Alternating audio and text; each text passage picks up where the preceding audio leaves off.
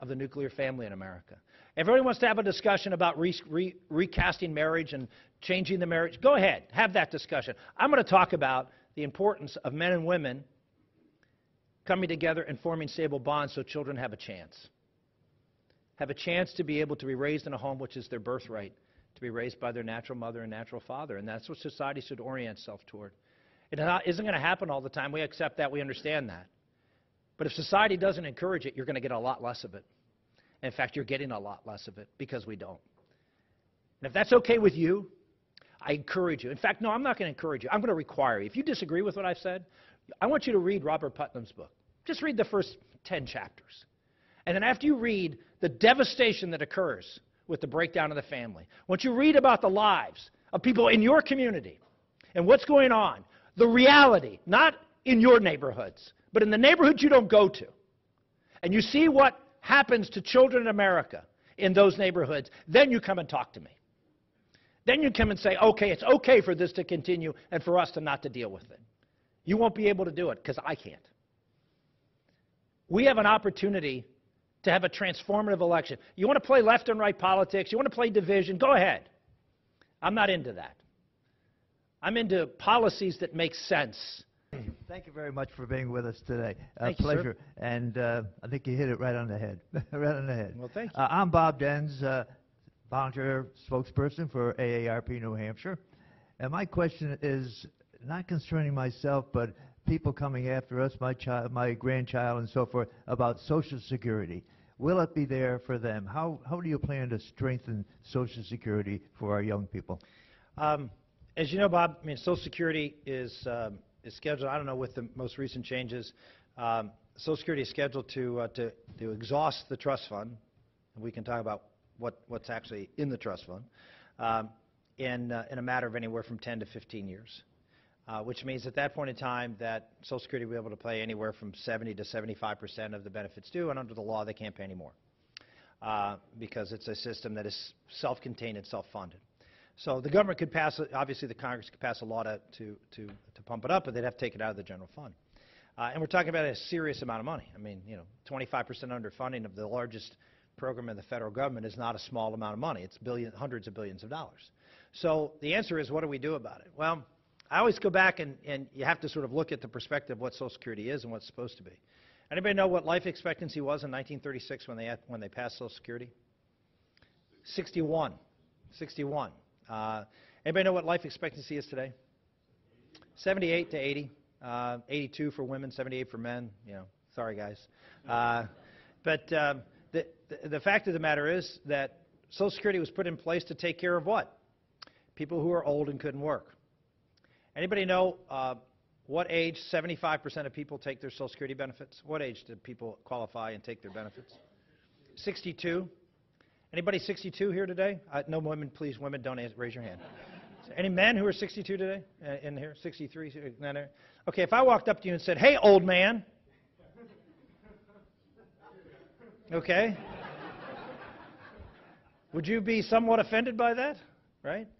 Anybody think 62 years of age is old? Raise your hand. Other than if you're 20, raise your hand. 62 years old is not old, but you receive Social Security benefits. Why? Because 62 back in 1936 was old. Okay?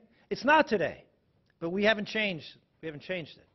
So I believe what we need to do is make Social Security reflect the reality of we live in a very different country right now. We live in a country where the fastest growing age cohort is people over the age of 100. My mom just turned 97 a couple of weeks ago.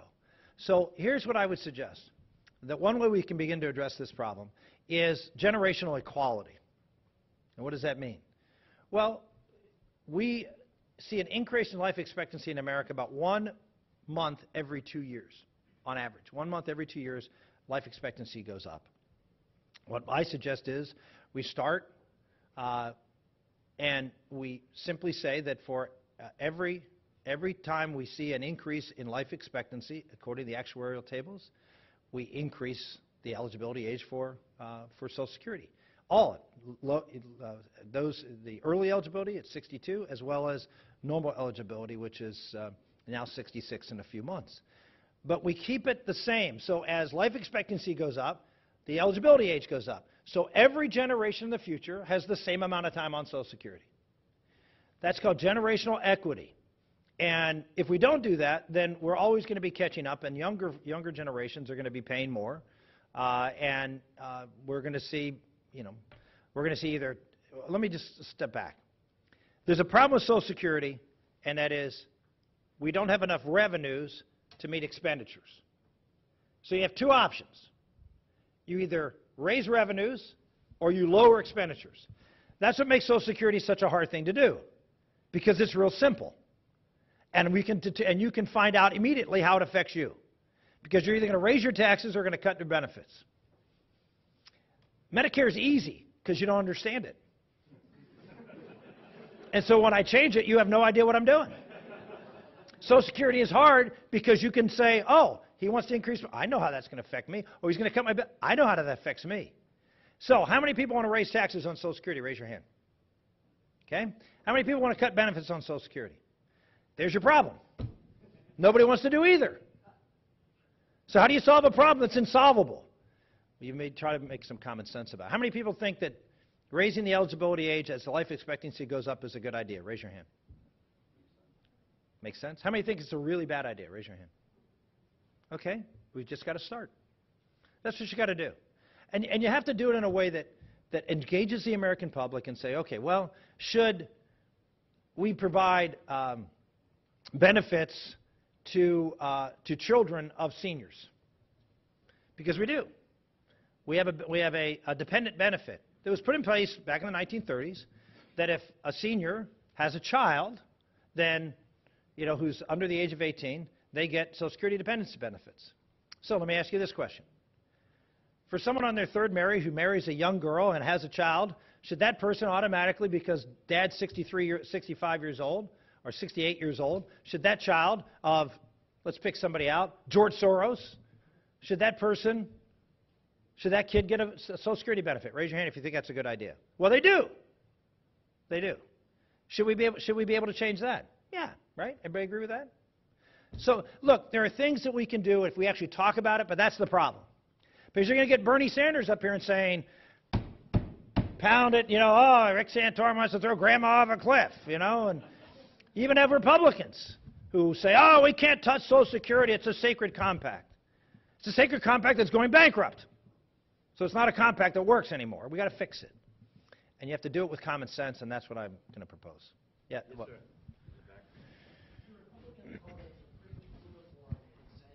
Pretty much everything government does, your Republican opponents are pretty uniform in saying pretty much everything government does is wrong and it backfires. In your linking the problem of young men working with the breakdown of the family, you've introduced government into an area that, I'm going to say, my wife and I figure is pretty private. And you've spoken out, in fact said that contraception is a bad idea. How comfortable are you with government getting into my medicine cabinet? Well, let me ask you this question. Do you think government is not involved in the family right now? No, I think they are. But Okay, I'm distrustful of a person who says that contraception is wrong and that government has a right to get into that. Well, first off, I said that my family does not practice that. Okay, number one. So don't In misquote February me. of 2012, I watched you on video Right. saying And that contraception is wrong. Yeah, that's what I believe. I'm a Catholic. You said government needs to be involved in this, Senator. I said I'm a Catholic and I believe contraception is wrong. That's what the Catholic Church teaches. Okay? You So I'm said saying what the that Catholic government should Church do it. teaches. What I said was that I did not say government should be involved in contraception. I did not say that. Well, In we fact, can go if you and look play at the my videotape. You if you won't look like at my the re- videotape, but you if said you look at my record, sir, if you look at my record, I've never voted against contraception. I said that that I as a person believe it's wrong, and I still believe it. Why? Because my church teaches it's wrong. And if you say that someone who believes that should not be held for public office, that's a very different. I'm That's not a very saying that. different I'm saying that standard. someone who believes that, who then says it's government's Where role. have you seen evidence in anything I've done in my public record that I have supported anything against contraception? I've not seen it in your government record. I There. just saw Okay, you on so let's move videotape on to the saying next it. issue. The answer on the family is this. The government does do a lot. In fact, in 2012, in September, I gave a speech at Yale University. And here was the topic of the speech. It was for the Yale Political Union. Some of you may know what that is. It's a debating society at Yale. I had spoken there maybe 4 years before on the issue of radical Islam. It's a very nice little speech. You know, when you go in there and you give your speech, if they like what you have to say, they pound their table, and if they don't, they whistle at you and the like. So it's sort of like, you know, being in Parliament, I guess. And so I was asked to come and speak on this. Resolve: the government is destroying the American family. I said, okay, I'll go give that talk at Yale. I showed up. Now, how many people do you think showed up at Yale University to hear Rick Santorum talk about resolve: the government is destroying the American family? Now, just so you know, when I was there 4 years before that, they had about 300 people there. That's sort of the average. Anybody want to take a guess? How many people wanted to hear Rick Santorum talk about that? Yeah, 2,000. The largest crowd in the history of the Yale Political Union. Had to move the venue twice. 2,000 kids showed up, loaded for bear. They were ready because they believe what this gentleman believed. Yeah, this Santorum wants to get everybody, the government, involved in our family and all this kind of stuff. Well, what I did was I stood up in front of them. I said, look, okay, let's look at, we're in a debate. Let's define our terms. What's the family? What's the purpose of family in a culture? What's the role they play? What's the impact of family? What's the state of the American family today? What's the impact of the state of the American family today on our children and our culture? What role does the federal government have to play in that? I went through for 45 minutes, chapter and verse, and laid out all the statistics. Everything. The good, the bad, and mostly the ugly. And laid it out for all of these kids who were sitting there waiting to jump and pounce. Afterwards, I stood there for an hour and a half after I took a few questions, which is limited by their own format. I went down and I stood in front of that podium for an hour and a half as kids lined up and asked me questions one after another. Most of them come up and said, you know, I don't agree with what you said, but let me tell you what the most common thing I heard. The most common thing I heard from those Yale students. You know what it was? I've never heard any of that before. I've never heard any of that before. And you know what? They were amazing in saying, I understand how you feel the way you do. Because the fact of the matter is, the government is involved in the American family. Let me give you an example. In the state of Wisconsin, if you're a single mom making $15,000 a year and you have 2 children, you're eligible for $38,500 in welfare benefits. If you get married, you lose the benefits.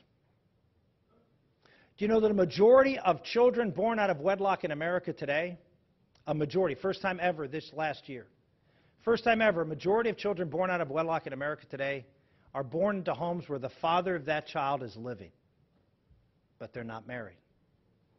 Why aren't they married? Because if they get married, mom can't get the welfare benefits, and therefore, they don't get married. They cohabitate. Putnam writes about this a lot in his book. Talks about what happened when he was growing up in Port Huron, Ohio, back in the 1950s. When a child was conceived out of wedlock, what happened? What happened, folks? They got married. What happens today? They don't get married. In many cases, they cohabitate, but they ultimately, according to his book, they don't marry. And what happens is fathers are not connected to their children. What he talked about in that book is a very high percentage of the marriages that were, quote, shotgun weddings actually became stable homes. And many of these kids actually did very, very well. And the fact of the matter is the kids don't do very well relative to other kids in these other homes. You want to talk about a real war on women, look at what the government is doing to women, particularly single women who are having children. That's the real war. It's alienating and separating families. So you can say, well, you know, it scares you that I want to talk about this issue. It should scare you that I don't want to talk about this issue. Because this issue is a government issue right now. What I said and what I believe and what I gave an example of was not government policy. When I told you what we could do, sir, what did I describe?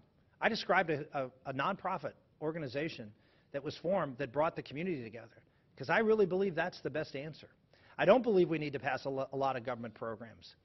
Should we be doing some things to encourage fathers to take responsibility for their children? The answer is yes. And in fact, when I passed the welfare reform law, we had a very tough position in there on paternity establishment to make sure that fathers would take responsibility for the children that they're bearing. Are there some things the government can do with respect to benefits? Yes. Is that going to solve the problem? No, it's not. What's going to solve the problem is you. Churches and the schools and the businesses and the community that says, we care about this now. We understand this is important. Please read that book.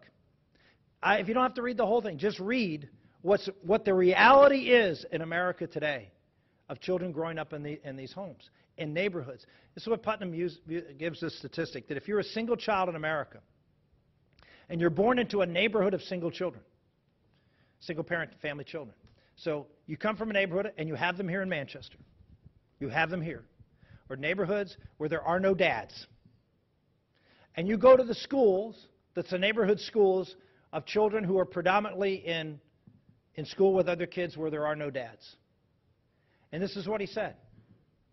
He said the chance of children who are born to single parents in a neighborhood of single parents and going to single-parent family schools, the chances of ever reaching the top 20% of income earners. Now, that's not Warren Buffett. Top 20%, maybe $100K a year. The chance you come from that situation statistically in America, what do you think the chances are that a child born in that situation will ever get to the top 20% of income earners? 3%. How many people, raise your hand if that's good enough for you. Raise your hand if you think we're doing anything about it. 3%, and here's the kicker. It doesn't matter the color of your skin. It doesn't matter the color of your skin. Black, white, Hispanic, doesn't matter. It's all the same. You go out there and we've seen this president try to divide this country on race again. Race isn't the issue, folks. It's families. It's neighborhoods. It's dads. That's the reality. Nobody wants to talk about it, but that's the reality. And I understand your trepidations about the government getting involved. I am equally concerned. Just let me share that with you. I am equally concerned. I don't want to do a whole bunch of conservative things to fix the family from the government. It's not going to work. What's going to work is what conservatives really believe in, which is all of you understanding how important this is and all of you doing what's necessary to make a difference in your own families, in your own schools, in your own neighborhoods to solve this problem. Senator, the other important kind of half of you, sorry. Senator, my name is Dave Cuzzy. I live in Manchester. The other main thrust of your remarks dealt with the importance of manufacturing and workforce development. The other very important aspect, certainly here in New England, New Hampshire, with the biggest threat to manufacturing and economic development really for any industry and any company of any size is the lack of reliable, low-cost energy. You're from a state that has what many feel is the answer, at least over the next few decades, to solving our problem with the Marcellus natural gas reserves. Can you talk about what a Santorum administration's energy policy, and if I may, just put a limiter on there. I've never heard anyone around here talk about the importance of the Keystone Pipeline in solving our energy problem here. So absent the Keystone Pipeline, but the regulatory environment that was caught up in is important. Could you talk about what your energy strategy would be? Well, let's not discount the importance of pipelines, not necessarily the Keystone Pipeline, which of course I support, but one of the big problems with Marcellus right now is just local pipelines, is getting the gas out of the fields into the other pipelines and having sufficient pipelines to be able to get that gas up here to New England. And you got problems in New York. I mean, you've got all sorts of, Marcellus goes well into the state of New York, which obviously would get closer to to New Hampshire and make that gas, easier to get up to this area of the country. But you have a governor who, in contrast to the Obama EPA, which says that hydrofracturing is safe and has no impact on groundwater, you still have Andrew Cuomo blocking any kind of shale development to an area of New York that, let's just put it this way, isn't booming and prosperous. The area that the Marcellus Shale is in Pennsylvania was the area of my state that was probably the most depressed economically for the longest period of time. I know in my state, it's not the cities that are struggling in my states, it's the rural counties that were struggling. That was where the highest rates of unemployment were, always in my state. And no one paid attention. Why? Because they're small rural counties. They don't have many votes. They don't have much say in what goes on in the state legislature, or certainly among what goes on in Washington, D.C. The rural areas are always discounted. And Marcellus has been a great boom to that. So I guess the answer to the energy policy is, look, I'll be honest. I mean, I'm the grandson of a coal miner. I think coal is still a very valuable and important fuel in this country, and the fact is that still almost over half the amount of energy generated in our country is generated by coal. And we have a president who is shutting down coal plants, one after another, shutting down mines. And used to be, we could say, well, replace it with gas. Well, now the environmentalists are against gas. And so what happens is that we keep driving, and they don't want nuclear. So they're all for renewables. That's great, but you know what? Sometimes the wind doesn't blow and the sun doesn't shine. And they don't like hydro because it affects fish. They don't like anything. And so what you're seeing is a no-energy strategy by this administration. I believe that nuclear power is safe. I come from Pittsburgh. Westinghouse Nuclear is a big part of the economy of that area, at least it was, when we actually built nuclear power plants. I think nuclear power plants are great, safe, and very efficient, and very, very environmentally friendly, I might add. So I'm of the policy that we should be encouraging all of that, and we should be producing as much domestic energy as possible, particularly for electric generation. And we also need to make sure that our grid is reliable. We don't have a very reliable grid, and we need to protect that grid from all sorts of things. So we need to invest in infrastructure, grid infrastructure, and encourage that type of investment, and we're not.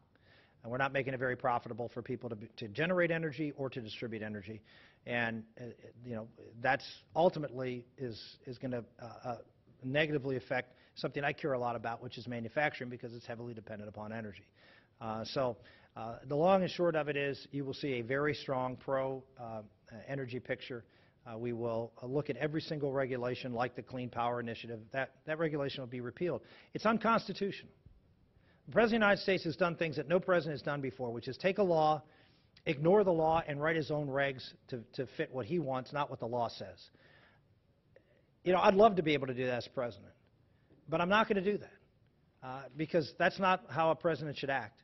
And you saw just recently that the Supreme Court is going to be taking up another case to slap down the administration, where they again, well, I guess to make it up, they actually ruled, the appeals court ruled that Obama's immigration proposal was unconstitutional. You can't just do what you want to do. There are limits on the power of the president, and he has extended that limit probably further than any place on his environmental regulations, which are hurting energy production in this country.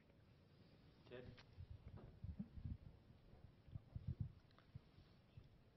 Maybe one more question in the back. Thanks, Jim. Thanks, Senator. My question, Ted Gorski from Get Your Edge Coaching. My question revolves around the federal debt and the deficit. Last week, Congress pretty much gave the President and the administration everything they wanted on the debt and the debt ceiling. My concern, and it really angered me, is that no one on the Republican side pushed back in any iota in regards to this whole debt kind of situation. My concern is this. I mean, what do we need to do to get our hands around this federal debt, this debt ceiling? We have to make some tough decisions. What would a Santorum administration do to try to make those tough decisions and get our hand around this issue? Yeah, I'll tell you, I think the fight over the debt ceiling is a phony fight, because the debt ceiling just reflects what we've already done. And so the idea, okay, we're not going to extend the debt ceiling, well, we've already spent the money. So it's like people saying, I'm not going to pay this credit card bill because the credit card company's unfair. Well, wait a minute, you just spent the money. So don't blame the credit card company that they need to be paid. Or your credit limit needs to be raised because you can't pay it, and they can't. So you're right. What historically the debt ceiling did was force Congress to start. It would give us an opportunity for force the left to try to make some changes to reduce the amount of spending. And so in that respect, it is a valuable tool. But we have to extend the debt ceiling. I mean, you just have to. And so what I would suggest is that you have and as I do, and I did last time, I had a very detailed plan last time, we're still working on it this time, to have both a tax and expenditure plan for how we're going to get this economy growing. Because the biggest way to solve the deficit is to grow the economy. If you grow the economy, revenues go up and expenditures go down, because people are coming off food stamps and welfare and other programs that cost the federal government money, and more revenues are being paid in taxes. More profits are being made by business. All of that economic activity, the fact that we have 2% growth in this country, is killing our deficit. So number one, increased growth is important, and that's why I put this tax plan together. We introduced a plan, a flat tax. There's two other folks that say they have a flat tax, Rand Paul and Ted Cruz. Yes, they have a flat tax on income. I think Cruz is 14%, no, 10%, and Paul's 14. Mine's 20. So mine sounds really high. And they have a 20, and they have a 14 and 16, I think, % business tax. But their business tax isn't an income tax. It's a VAT. You may know what a value-added tax is? It's a European-style sales tax. So they sounds like, oh, well, we just have a, we have a 16% business tax. But it's not an income tax. It's a value-added tax. It's a huge tax increase, huge increase in taxes. That's why they, we can get rid of this and we can get rid of this tax. Yeah, because you're raising all this money with a VAT. And so I don't believe we should have a national sales tax and an income tax. I think that's a bad idea. And so I'm for a true flat tax on income for both corporations and for individuals. I set the rate for all income at 20%. Capital gains, corporations, and individuals. So it's very simple. Businesses, no depreciation schedules, no amortization schedules, no corporate special interest provisions, nothing. You simply expense everything. Simple. Very simple tax. Very pro-growth, very pro-small business. On the individual side, we have a $2,750 tax credit per person. So what does that mean? If you have a family of 4, you have an $11,000 tax credit. Per person tax credit. And it's a credit, not a deduction. So if you earn $50,000 a year, your tax bill at 20% is $10,000. But you have a tax credit of $11,000. So you don't pay any taxes. In fact, you get $1,000 back. We also allow for a deduction of home interest at up to $25,000 a year, and for charitable donations for everybody. Everybody can deduct charitable donations. So it's a very simple code, very pro-family, and very pro-growth. And by the way, it's also, over time, over 10 years, revenue neutral, because the growth makes up for the loss. So that's on the tax side. On the expenditure side, I repeal Obamacare. It's a huge amount of money that we'll save when we repeal Obamacare. Number two, I talked about Social Security changes we'd make. I can talk about Medicare changes that I've suggested. I believe that we need to continue for future seniors a premium support model for Medicare. I just think we have right now. Anybody know how much money we're going to spend on Medicare this year? Raise your hand. You're absolutely right. Congratulations, you got the right answer. We don't know. Nobody knows. Do you know why? Because Medicare is, we'll pay whatever the bill is. It's an open-ended entitlement. It's whatever money is charged to Medicare is what we pay. So anybody want to run a business where it says there's actually no limit on how much money we're going to spend on this particular area of your business? Anybody want to run a business that way? If you do, I want to work for you, because I got some real great ideas on how we can spend money. But Medicare is a system that was never designed to be fiscally responsible. It wasn't. And we have to have a system that says, here's how much money we're going to spend. And then let the private sector, consumers, and others figure out within this budget what kind of health care they want. But the idea that we're going to continue to spend whatever it costs on Medicare is irresponsible. It just is. There's no way we should or can. And to have the federal government be the one who actually determines what coverages we should have, what drugs we're going to pay for, what procedures. The private insurance companies follow CMS, the Center for Medicare Services. That's what that Medicare and Medicaid services. That's what they follow. They're the ones in many cases who lead at what the private coverages is. Do you really want the federal government in that role? I don't. I don't. So I'm just very clear that we can make some changes to Medicare that I believe absolutely will result in better health care. If you don't believe that, look how well Obamacare is doing. Look how well Obamacare is a disaster. You want to talk about it? And I'm happy to sit here and spend the next half hour talking to you about how bad Obamacare is, because no one's talking about it. It is a disaster. They projected 21 million people would be covered under Obamacare starting this year. It's going to be 10. And they're lucky to get to that. Insurance companies, every insurance company that Obama set up under Obamacare is either failed or is going bankrupt. Thanks to billions of dollars you put into insurance companies that he set up to create competition, they're all going bankrupt. Every one of them. One here in New Hampshire, I think, is already bankrupt. So the reality is this is a failure. Premiums are going up, deductions are going up, everything is going up, and now we're taxing. Here's what we're doing for the uninsured. A majority of them haven't signed up for Obamacare, and a majority of them are now going to pay a tax because Obamacare says if you don't sign up, we're going to tax you. So you're going to pay $600. Wow, are we really great to the uninsured, aren't we? Not only aren't they going to have insurance, but now they're going to pay not to have insurance. This is what Obamacare is doing. It's a disaster. And so the answer is repeal these entitlements. Take means-tested entitlements. 71% of the budget is entitlements. 71%. If you took Medicare, Medicaid, Social Security, that's over half the budget. The rest is interest and means-tested entitlements like food stamps and other types of... I was the author of welfare reform. You want to look at someone who was able to get something done? You have all these senators come here in New Hampshire talk about, oh, how tough they are and how great they are. They have zero accomplishments. Let me just repeat that. Nothing. They have nothing. They've done nothing except complain and lose, I might add. Complain and lose. Look at a record of someone who authored welfare reform when I was in the House, managed it through the floor of the United States Senate. After 2 vetoes of President Clinton, was able to get the president to ultimately sign that bill and got 70 Republicans and Democrats to vote for it. In an environment, let me assure you, that was right before an election in 1996. It was not an easy environment to get it done. But I wouldn't quit because I was willing to do something that is a dirty word among some conservatives, not me, and that is compromise.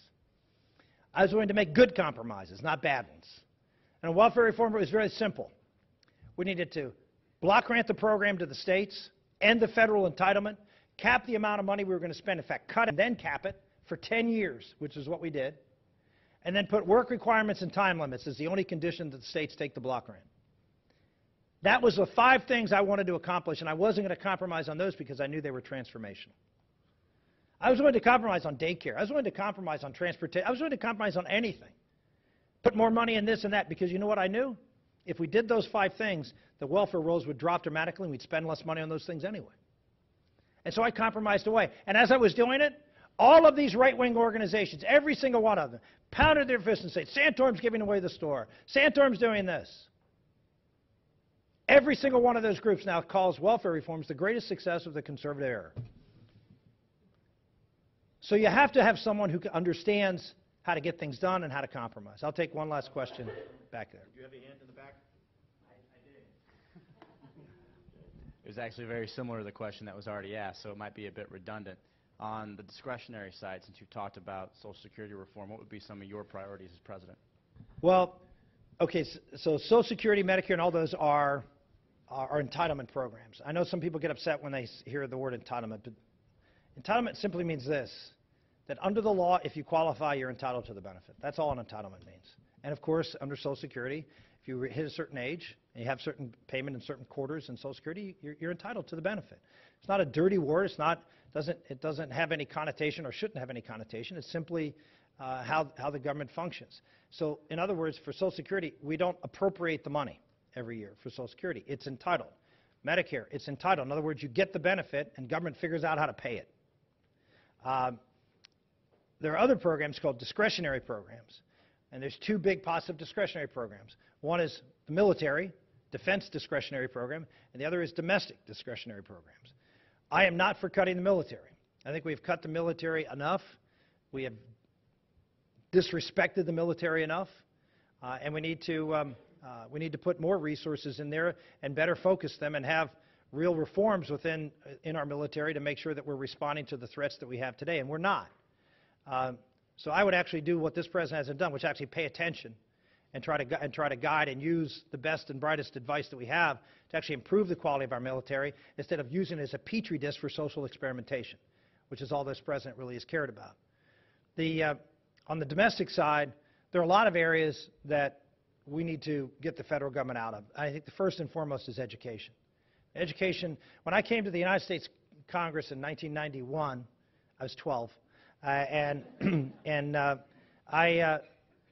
2% of all education spending was federal money. So if you looked at all the money spent state, local, federal government, the federal government share of education spending was 2%. It's 11% today. Raise your hand if you think that over the last 25 years, the increasing role of the federal government in education has improved the quality of education. Raise your hand. Nobody? Really? I bet you I can answer that question and ask every teacher in America, and I would not get a single hand up. From every teacher in America, you'd not see one single hand go up. The bottom line is that the federal government's involvement in education has been a disaster, and we need to get the federal government out of the education business. I would repeal No Child Left Behind. I would repeal Race to the Top and not encourage and push things like Common Core. I would get the federal government out of the education business. The most important thing we can do to help our children in education, you talk to any teacher. Every teacher will tell you the same story when it comes to the difficulties in education today. It's not curriculum, it's not state standards, it can be in certainly the bureaucracy and the paperwork and all those things. But as far as the biggest problem, and you're going to hear me go back to this as I close, the biggest problem they will tell you is, you give me a kid who comes from a stable family that values education, that knows how to behave themselves and act responsibly in the school, I can do wonders with that kid.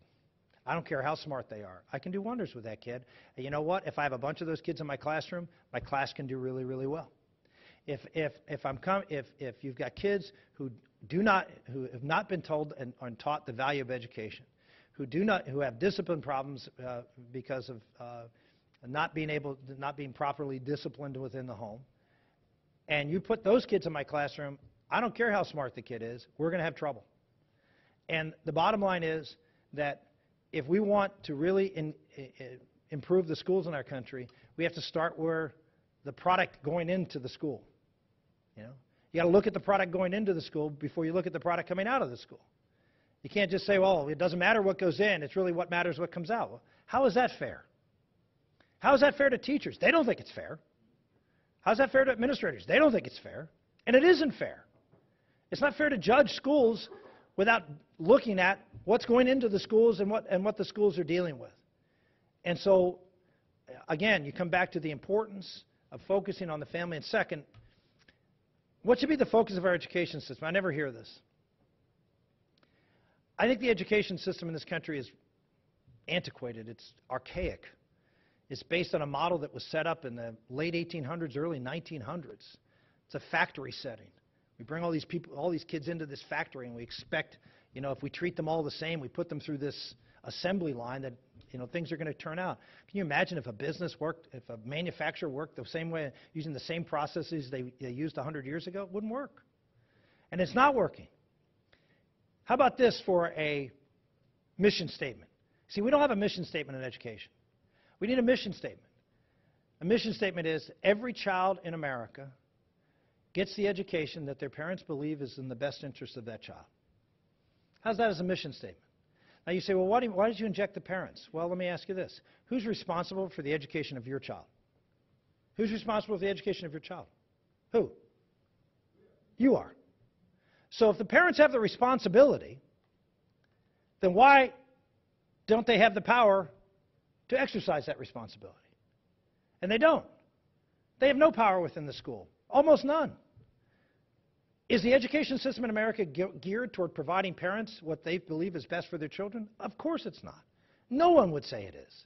Why? It's their responsibility.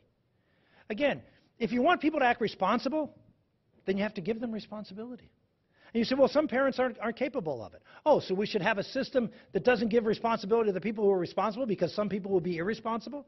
Then we would never give responsibility to any group of people because there always will be irresponsible people. We need to think differently. If we want a different education system, we cannot think just tinkering on the edges of this system are going to make a difference. They're not. And teachers are frustrated, school administrators are frustrated, parents are frustrated, taxpayers are frustrated because we have a bad mission statement. We need a good mission statement. And we need a leader who's willing to lead us. And you might say, wow, Rick, what you're doing and what you're talking about up here is really going to be a pain for us. You're asking us to be better parents and be more involved in our kids' education and be more, wow, this is hard. Let me just give you something you folks here in New Hampshire know. Live free or die state, freedom's hard. You want to be free? It's hard. Bernie can come up here and tell you how we can take care of everything. We'll tell you how to do everything. You don't have to do anything. We'll do it all. But you're not free. You're not raising the kids you want. You're not going to have the freedom to do what you want. You're not going to have the economy to do, but you know what? We'll take care of it. It'll be easier for you. So you decide, New Hampshire. I mean, you're the live free or die state. You decide, New Hampshire.